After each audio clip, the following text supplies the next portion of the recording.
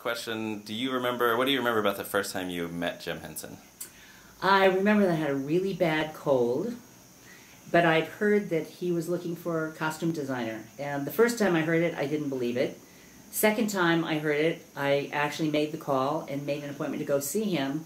And then I came down with this really terrible cold. So I was stuck with this question, do I take a chance and go do the interview and give him the cold? Or do I stay home, tell him I have a cold, and take a shot at maybe losing this job? So I gave him a cold. I went right in, showed my portfolio, and I had been doing costumes in New York for probably 7 years. I had been working on specialty costumes and masks, and I showed him a whole portfolio of things that I thought were very interesting. The last show I had done was something at Manhattan School of Music, which was the opera Dido and Aeneas, and we'd done it all in plastic. And I think there was something funny about that that appealed to him, because he told me the next day that I was hired to do the costumes for Frog Prince, which was my first job for Jim.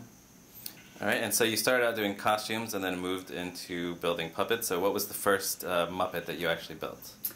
Well, the first one was one that I did with Jim when we were sort of changing materials. I had mentioned before that we were out of some of the fleece that had been used for the Sesame Street show, which had been done a little bit earlier. And we started playing around with foam, with patterned foam, and with carved foam.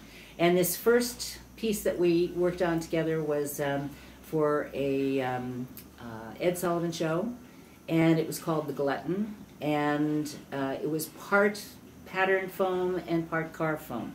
So that was sort of the beginning of me going and doing more research on exactly how we would do carved foam from blocks of foam, and ultimately ended up with Miss Piggy and some of the others that I did later.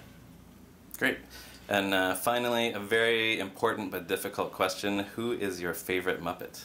So hard. So hard. I think in terms of building, probably Statler and Waldorf. In terms of how close to my heart is her personality, it's Miss Piggy. But I'm very fond of all of those things that I worked on. In fact, there are a couple really silly ones from Sex and Violence called The Wrestlers. And it just turns out that we still have them in the archives. And they're tubes of arms and legs and these sort of mono bodies. But they were very funny, and, you know, it just shows anything works if you write for them correctly.